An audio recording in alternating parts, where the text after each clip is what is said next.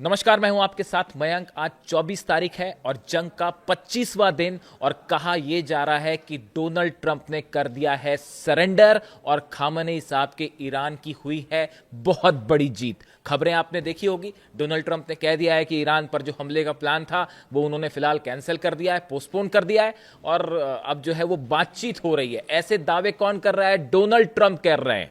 लेकिन ईरान ने साफ कर दिया है किसी तरह की कोई बातचीत नहीं हो रही है और किसी तरह का कोई सीज फायर नहीं होगा। अब सबसे बड़ा सवाल यह कि आखिर डोनाल्ड ट्रंप कैसे घुटने पे आ गए? क्यों यह कहा जा रहा है कि डोनाल्ड ट्रंप ने सरेंडर कर दिया या डोनाल्ड ट्रंप को यह कहना पड़ गया कि हम जो है वो अभी हमले नहीं करेंगे? मैं आपको सीधा पिन पॉइंट आके 25 वजह बता रहा हूं। आज 25वां दिन है ना जंग का। खामेनेई साहब की जब शहादत हुई थी उसके बाद से लेके आज तक 25 दिन हो चुके हैं और 25 कारण गिनाता हूं मैं आपको पॉइंट टू पॉइंट कि क्यों ट्रंप ने जो है वो हमले का प्लान टाल दिया और क्यों जो है वो सीजफायर की बात करने लगे हैं ट्रंप, और कैसे ईरान की 25 जीत हुई है। गिनते जाइए।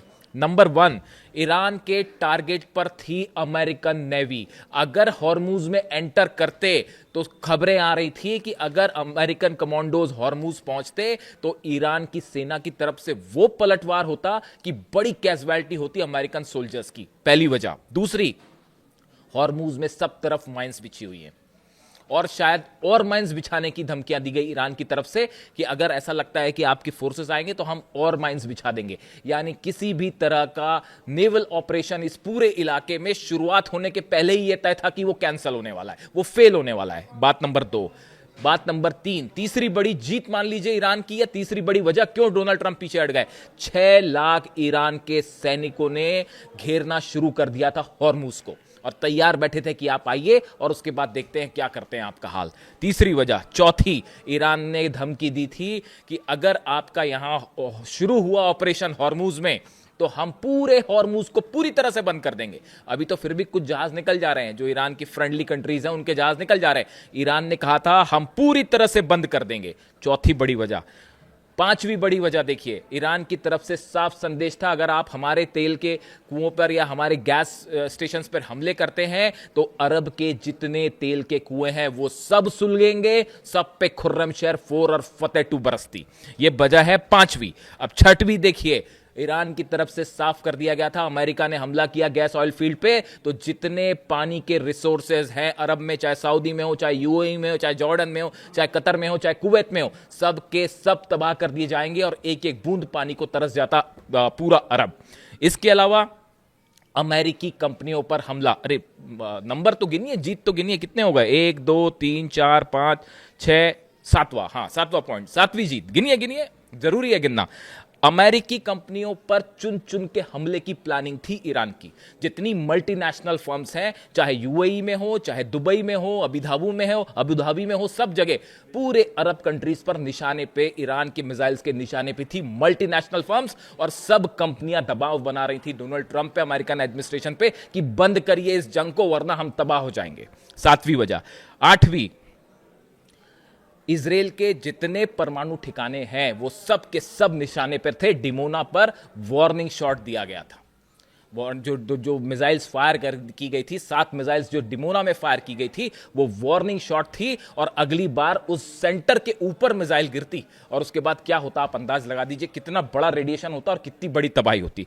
9वीं वजह, ईरान की तरफ से कहा गया था केबल के वायर्स काट दिए जाएंगे। समंदर में जो केबल के वायर्स हैं वो काट दिए जाएंगे। उसका क्या नतीजा होता? पूरा आईटी सेगमेंट, पूरे बैंक, सब कुछ इंफॉर्मेशन, डेटा सब तबाह हो जाता।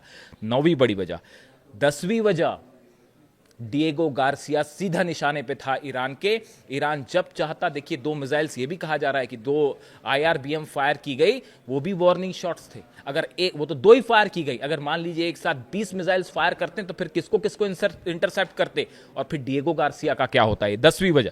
11वीं वजह, लंदन और पेरिस भी निशाने पे थे। ये डर सता रहा था। नेतन्याहू खुद बोल चुके थे कि भाई ये तो लंदन और पेरिस पे भी हमला कर देंगे। वो लंदन, इंग्लैंड ने भेजी थी अपनी सबमरीन, जो उसको लेकर बड़ा भयंकर गुस्सा था ईरान की सेना में।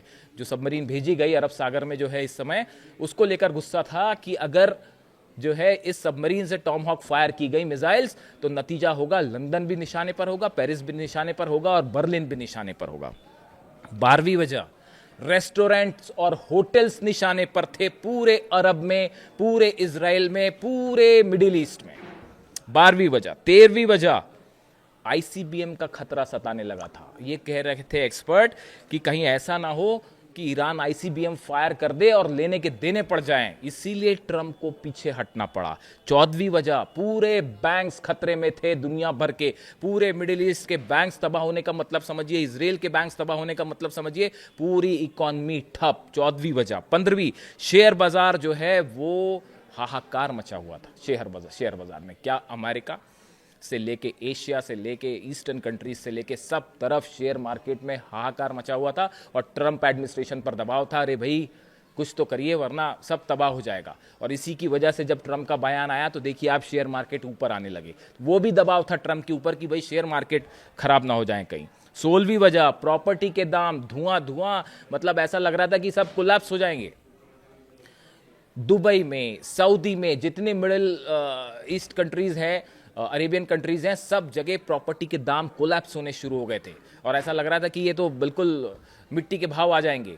वहां से दबाव आना शुरू हो गया था डोनाल्ड ट्रंप के ऊपर कि भाई ये सेगमेंट क्या होगा। 17वीं वजह, फर्टिलाइजर्स के दाम आसमान छू रहे थे। पूरी दुनिया में जो फर्टिलाइजर आता है उसका 60% हिस्सा जो है वो हॉर्मुज से होकर गुजरता है और वहां से जहाजों के ना निकलने से पूरी दुनिया के एग्रीकल्चर पर इसका असर पड़ने जा रहा था और फर्टिलाइजर्स की सप्लाई रुक जाती। ये डर सता रहा था डोनाल्ड ट्रंप को और ये हो रही थी ईरान की वो जीत कि पूरी दुनिया की इकॉनमी घुटने पे आ रही थी। 18वीं बड़ी जीत ईरान की, और या ये कहें कि ट्रंप के झुकने की 18वीं वजह, पूरे इंटरसेप्टर मिसाइल्स खत्म होनी शुरू हो गई थी अमेरिका की और इजराइल की। जब इंटरसेप्टर मिसाइल से नहीं देखा आपने किस तरह से हमले हुए, डिमोना पे रोक पाया। न्यूक्लियर सेंटर वाली अगर सिटी पर हमला हो रहा है और इजराइल नहीं रोक पा रहा है, उसी से समझ लीजिए पूरे इजराइल के आसमान में कब्जा है ईरान का, जो आईआरजीसी बार बार दावा कर रहा था। यह है 18वीं बड़ी जीत ईरान की और 18वां झटका अमेरिका और इजराइल को। 19वीं बात कर लीजिए आप, डिफेंस सिस्टम, जिस बड़े बड़े डिफेंस सिस्टम के दावे हुए, थार्ड के, पेट्रियट के, आयरन डोम के, एरो के, डेविड स्लिंग, सब के सब तबाह हुए। इनके ऊपर मिसाइल्स गिरी हैं, यानी जो डिफेंस सिस्टम का जो दम भरा जा रहा था वो डिफेंस सिस्टम धुआं कर दिए ईरान ने। ये 19वीं वजह है जिसके कारण डोनाल्ड ट्रंप पीछे हटे और ईरान की 19वीं जीत। आगे आइए और बढ़िए, जेरल्ड और अब्राहम लिंकन, ये दोनों जहाज एयरक्राफ्ट करियर जो है उनको पीछे हटना पड़ गया। जेरल्ड आर फोर्ड और अब्राहम लिंकन के दम पर ये भरा जा रहा था, दम दिखाया जाया जा रहा था अमेरिका की तरफ से कि ये वो जहाज़ हैं, ये तो चलते फिरते जंग के मैदान है और यहाँ से हम बेच के धुआं कर देंगे ईरान को। हालात ये हुए कि जेरल्ड आर फोर्ड खुद धुआं होगा और पता नहीं कहाँ है वो, अब जहाँ भी हैं वो जंग की हालत में नहीं रह कहा जा रहा है, और अब्राहम लिंकन भी पीछे भाग चुके हैं। तो ऐसे हालात में ये जो एक हवा था वो पूरी तरह से खत्म हो गया। 21वीं वजह पर आइए, अमेरिकी जेट बुरी तरह से तबाह हुए। आप देखिए 16 के तो दावे हो रहे हैं, जो 17 एक वहां भी तो गिरा है F-15, एक और गिरने की तस्वीरें सामने आ गई हैं। तो आप 17 पकड़ लीजिए, 17 अमेरिकी जेट तबाह हैं। ये तो वो हैं जिनकी जानकारी है, और दावे तो ये हो रहे हैं कि इसके अलावा कई जेट्स जो हैं वो तबाह हो चुके हैं अमेरिका के। 21वीं वजह, इतनी बड़ी एयरफोर्स को नुकसान के बाद जंग करना क्या मुनासिब है? सवाल ही नहीं उठता। आगे बढ़िए, 22वीं वजह, इतना भयंकर खर्चा हो रहा है अमेरिका का, अरबों डॉलर्स। जब आप और हम बात कर रहे हैं इस वीडियो के दौरान मैं जितनी देर का वीडियो बनाऊंगा उतनी देर में ही पता नहीं कितने करोड़ डॉलर्स जो हैं वो फूंक देगा अमेरिका यहाँ पे अपनी सैनिकों की जान बचाने में और अपने मिसाइल सिस्टम के ऊपर। इसके अलावा आप 22वीं वजह पे आइए, सत्ता परिवर्तन का जो ख्वाब देख रहा था अमेरिका वो पूरी तरह से फेल हो गया। अली खामेनी साहब को शहीद किया, उसके बाद ये सोच रहे थे कि शायद ईरान की सत्ता गिर जाएगी, वहाँ के लोग हार जाएंगे। कुछ भी नहीं हुआ, ऐसा कुछ भी नहीं हुआ। ईरान के बच्चे ने जवाब दिया कि हम अमेरिका से नहीं डरते, हम दुनिया में किसी से नहीं डरते, सिर्फ खुदा के आगे झुकेंगे और किसी के आगे नहीं झुकेंगे। यानी कि सत्ता परिवर्तन का जो प्लान था वो मतलब पूरी तरह से फेल हो गया। इससे बड़ा मिसकैलकुलेशन नहीं कर सकता था अमेरिका। 24वीं वजह, अब ये डर सताने लगा है कि कहीं अमेरिका में घुसकर हमले ना हो जाएं। अभी भी ये बात साफ नहीं है। वो हकीकत जो कल न्यूयॉर्क में जो हुआ, प्लेन से टकरा गया वो ट्रक, अभी भी उसको भी लेकर जो है कहा जा रहा है कि अमेरिका की तरफ से कहा गया है तो हादसा था, अभी भी सच्चाई नहीं पता।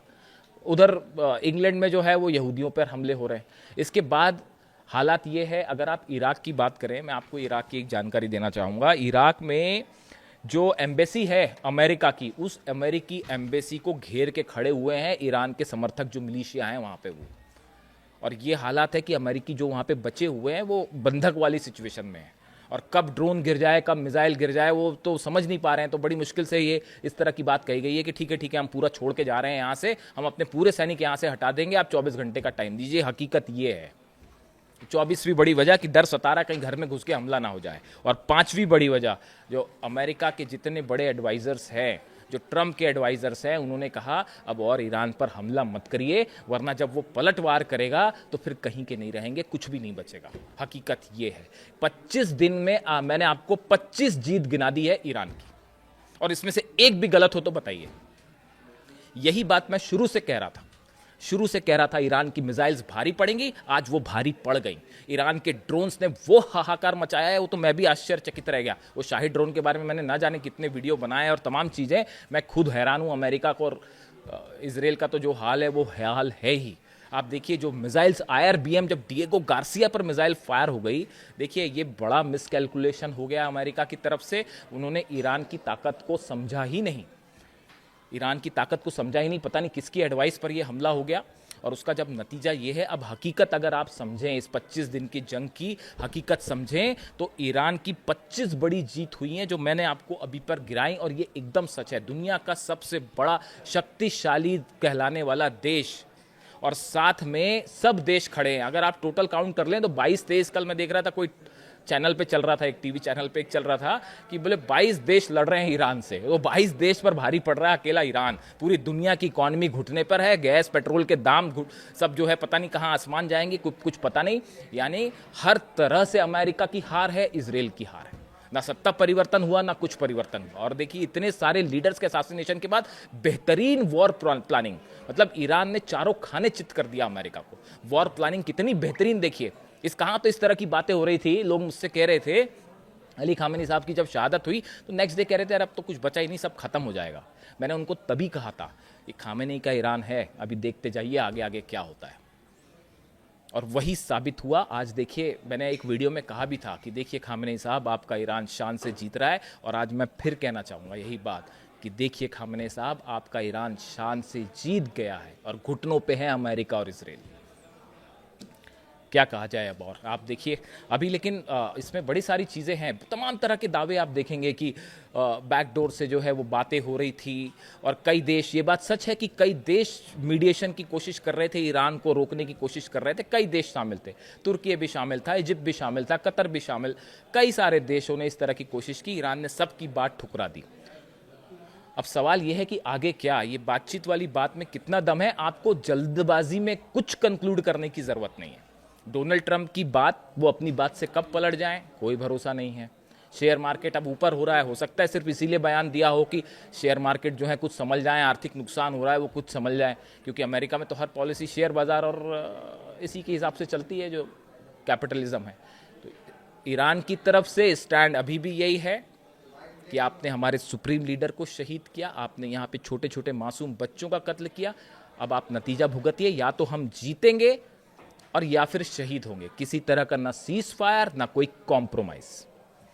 इसके बीच में डोनाल्ड ट्रंप के दावे हैं। अब आप आगे आगे देखते हैं होता है क्या। अभी कुछ कंक्लूड करने की ज़रूरत नहीं है कि ये मामला किस तरफ जा रहा है। तमाम तरह के दावे आपको देखने को मिलेंगे। ईरान की तरफ से स्टैंड साफ है, जंग नहीं रुकेगी, और ये तभी रुकेगी जब ईरान की पूरी तरह से जीत हो जाएगी। और 25 दिन में 25 जीत। और अब तो सवाल ये है कि डोनाल्ड ट्रंप तो भाग खड़े हुए भाई। अब ऐसी स्थिति में नेतन्याहू का क्या होगा, इजराइल का क्या होगा, इजराइल को कौन बचाएगा? अगर ये अमेरिका अपना साजो सामान लेके निकलता बना तो फिर ईरान के गुस्से से इजराइल को कौन बचाएगा? इस सवाल के साथ मैं छोड़ जाता हूं आपको। अगला अपडेट फिर लेके आऊंगा। Thank you so much.